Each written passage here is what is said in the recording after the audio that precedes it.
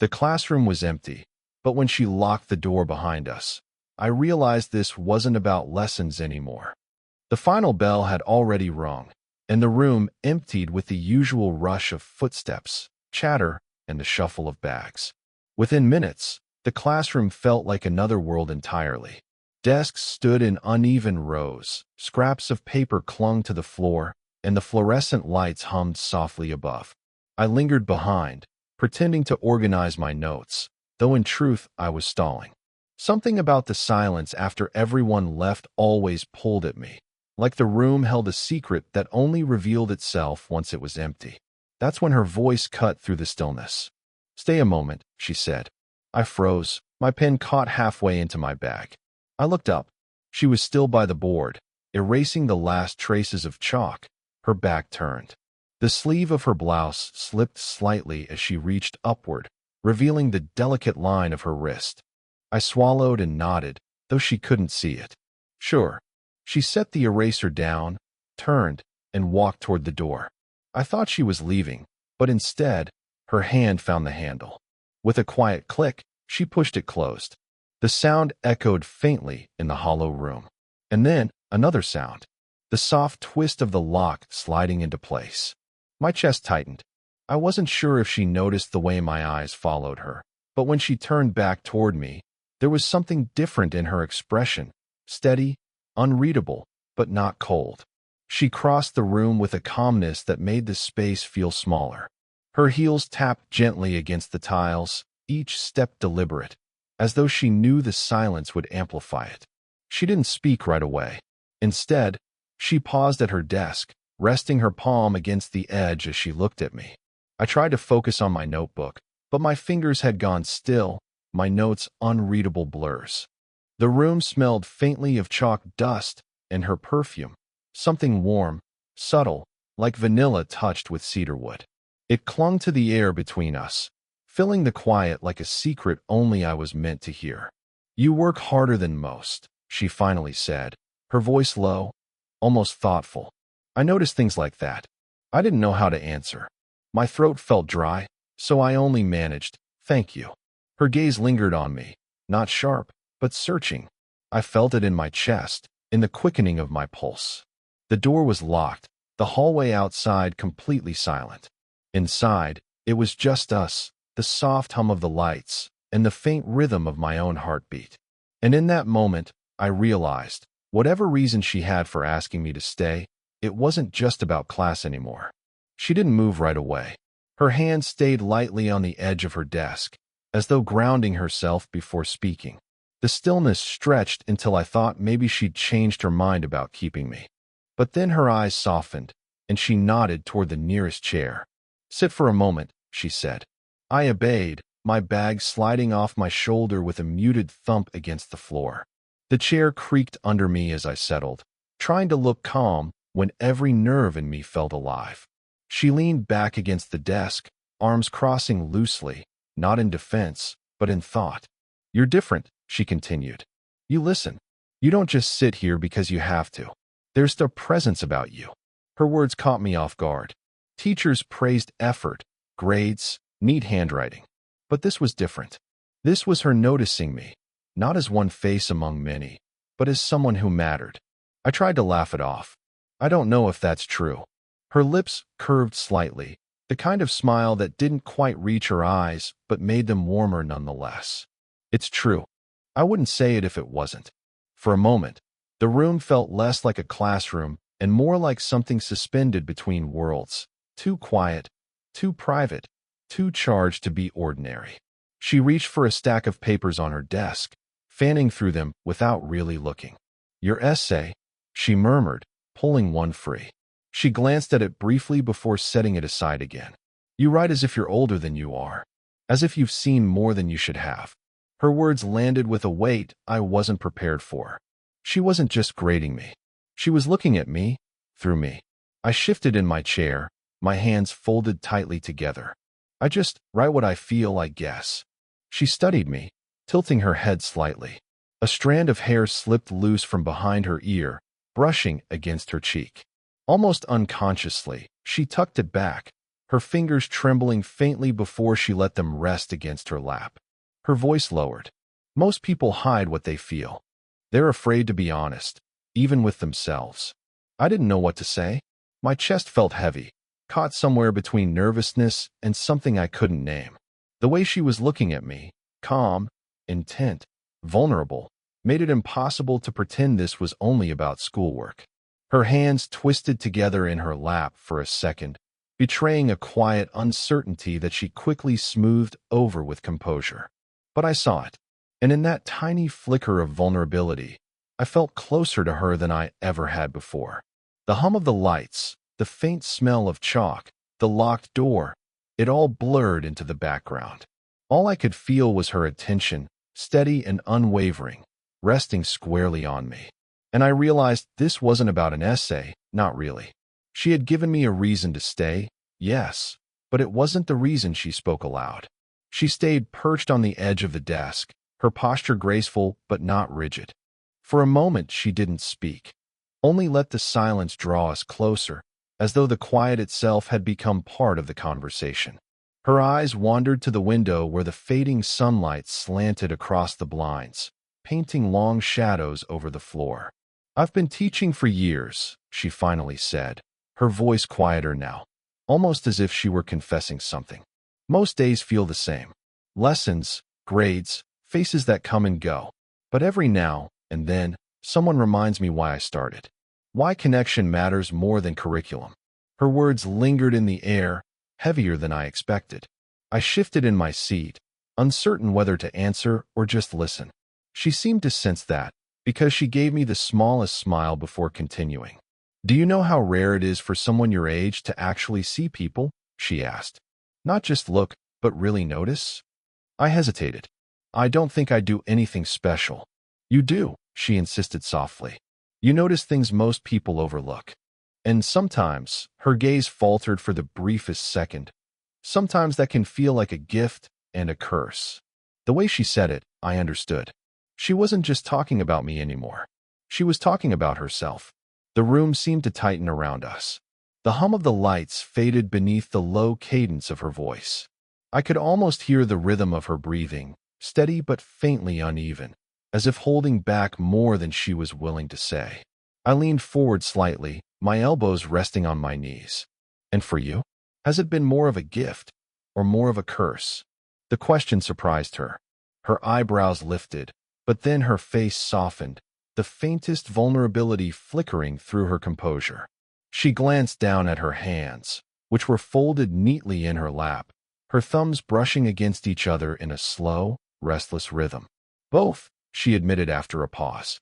"There are days when I feel invisible, like I've given all my energy away and there's nothing left. And then," she stopped herself, shaking her head, almost smiling at her own hesitation. "Then there are days when someone reminds me that I'm not invisible at all." Her eyes lifted back to mine as she said it, and the unspoken weight behind her words pressed into me. I felt something in my chest tighten, not from nerves this time, but from recognition. She wasn't just sharing her thoughts. She was letting me glimpse her loneliness, her quiet need to be understood. The sunlight slipped lower, shadows lengthening across the room. I noticed how the light caught strands of her hair, how her blouse clung softly at the shoulders. Small details, ordinary things. Yet in that moment they felt charged with meaning. I didn't know what to say that wouldn't feel too much or too little. So I only whispered, "I see you." For a moment, she didn't breathe. Then her lips parted in a quiet exhale, and her eyes softened in a way I'd never seen before. And in that stillness, I realized she had just trusted me with a piece of herself she didn't show to anyone else.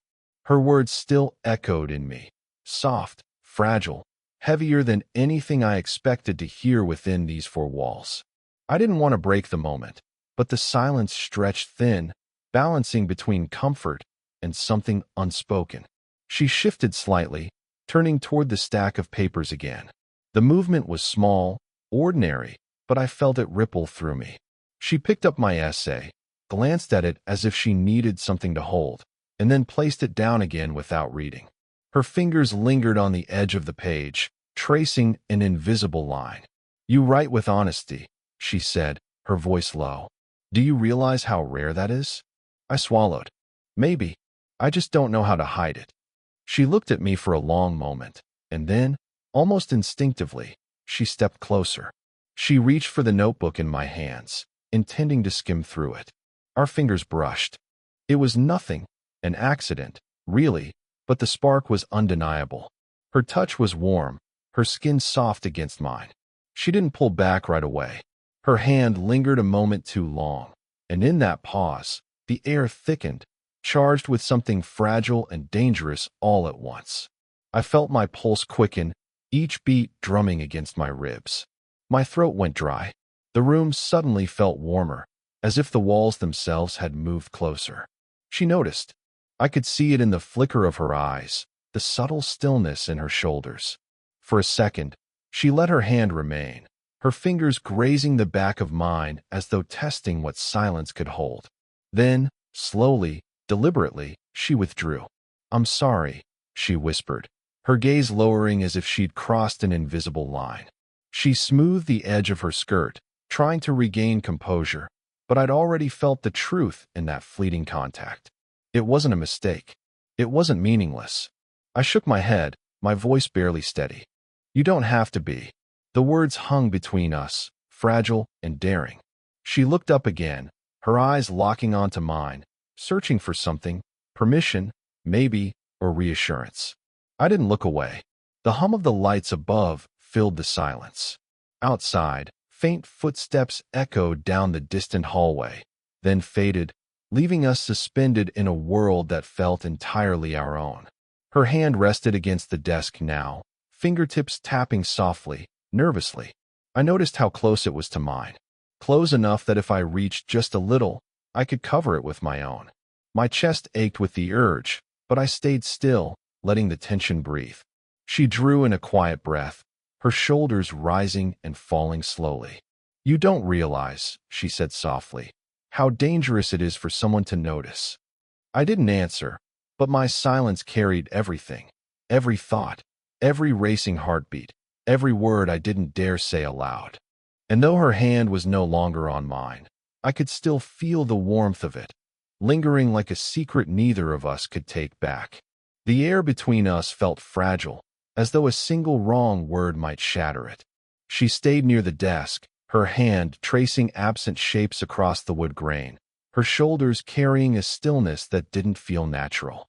It was the kind of stillness that comes when someone is holding too much inside. I sat there, notebook closed now, no longer pretending to read or write. My attention was entirely on her. Every shift in her breathing, every flicker of her eyes seemed louder than the hum of the lights above.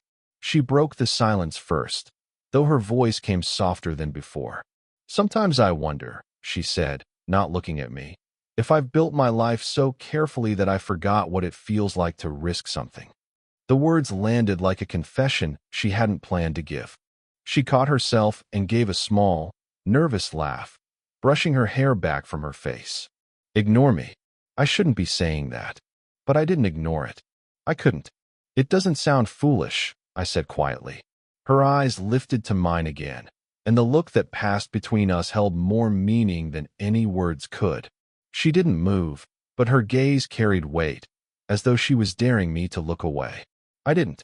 The classroom suddenly felt smaller, the desks and walls closing us into a world only we occupied. Even the ticking clock on the wall seemed louder, matching the quick rhythm of my pulse. She shifted, taking a step closer. Not much, but enough that I felt the warmth of her presence. Our chairs were no longer separated by distance. They were tethered by something invisible, something electric. Her hand rested lightly on the corner of the desk, not far from where mine sat against my notebook. The space between them was only inches, but it might as well have been a question neither of us dared to answer. My fingers twitched slightly, betraying the thought that I wanted to close the gap. I forced them still, but she noticed.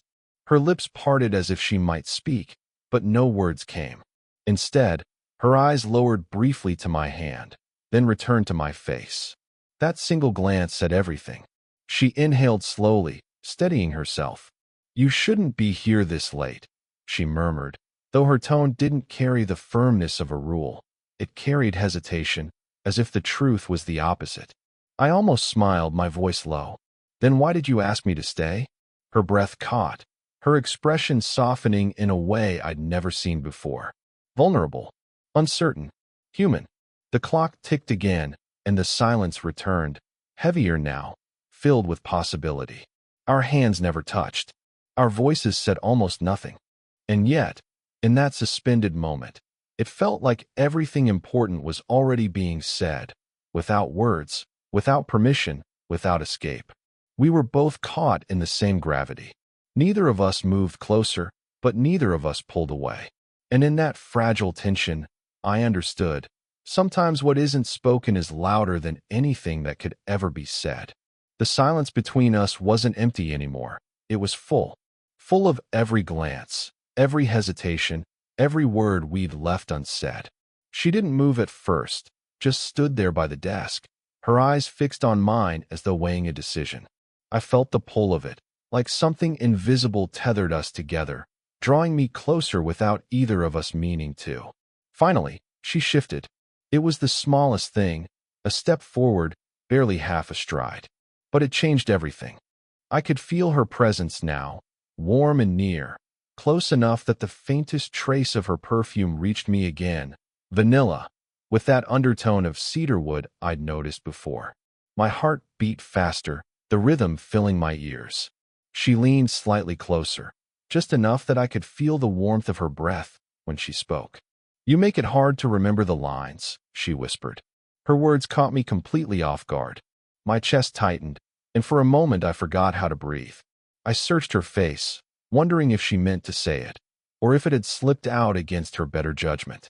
But the way her lips lingered parted, the way her eyes stayed on me, told me it was no accident. I didn't answer. I couldn't. The weight of the moment pressed too heavily against me. Her sleeve brushed against my arm when she leaned in just a fraction more, and that small contact sent a shiver through me. I could feel the warmth of her body now, the closeness that erased the ordinary space of student and teacher, replacing it with something entirely different, something fragile and forbidden. For a suspended heartbeat, it felt inevitable. Her eyes flicked briefly down toward my mouth before returning to my gaze, and in that glance the entire room seemed to stop. The world narrowed to just her. The curve of her lips, the faint rise and fall of her chest as she steadied her breathing, the slight tremble in her hand resting on the desk beside mine. I thought she would close the distance. I thought, for one impossible second, that she wanted it as much as I did. But then something shifted. A flicker in her eyes, a quiet storm of conflict. Her breath caught, and instead of moving closer, she froze. The closeness remained, unbearable and beautiful, but she didn't cross that final line. Her voice came low, unsteady. "We shouldn't." The words trailed off, but the meaning lingered between us. She pulled back, not abruptly, but gently, as if she didn't want to break the thread entirely, only loosen it enough to breathe again. I let out the breath I hadn't realized I was holding. My pulse still raced, but I understood. She hadn't rejected the moment. She had only stopped it from swallowing us whole. And yet, even in her restraint, I felt it. The truth neither of us could deny anymore. We had almost crossed a boundary we could never uncross. Almost. The room felt different after that pause, like the air itself had shifted. She had stepped back only slightly, but it was enough. Enough to remind both of us where the line was drawn and how close we had come to crossing it. For a long moment, neither of us spoke. The only sound was the steady ticking of the clock on the wall and the faint hum of the lights overhead. My chest rose and fell too quickly, my pulse still tangled in the silence she had left behind. Finally, she straightened, smoothing the fabric of her skirt with careful precision, as though the motion itself could steady her thoughts. Her voice, when it came, was quiet but certain. "Some feelings," she said softly, "aren't meant to be acted on, but that doesn't make them any less real." The words carried a tenderness that struck deeper than any rule or boundary. I nodded, not trusting my voice. She didn't need me to speak. The way I looked at her, the way my heart beat louder in that stillness, was answer enough. She gave a small, almost wistful smile. You'll understand one day, she added. Why holding back can be its own kind of care. I wanted to argue, to tell her I already understood. But instead, I stayed quiet. There was a dignity in her restraint, and I didn't want to break it. She turned toward the window, the last rays of evening slipping through the blinds and casting soft stripes of gold across her face. For a fleeting second, I thought she looked lonely. Not in the way of someone unloved, but in the way of someone who had carried herself alone for far too long. I rose from my chair, the legs scraping softly against the floor. She glanced back at me then, her eyes meeting mine one last time. The look held gratitude, sorrow, and something warmer, something I would remember long after leaving. At the door, I hesitated. My hand hovered over the handle, unsure if leaving would feel like release or loss. That's when I felt it, her hand, light against my shoulder. The touch was brief, almost fleeting, but it lingered with more meaning than words could carry. Her fingers pressed gently, then withdrew, leaving behind a warmth I knew I'd carry with me. I turned slightly, but she shook her head with a small smile, a silent message, go. So I did. The lock clicked softly as I opened the door. The hallway beyond was dim and empty, the sound of my footsteps stretching into the distance. Behind me, the classroom lights glowed faintly, a quiet world I was leaving but would never forget. As I stepped out into the evening air, the cool breeze brushed against my face, steadying the rush of my heartbeat. Yet her words, and her touch, stayed with me. Some feelings aren't meant to be acted on, but they're real, and sometimes that's enough.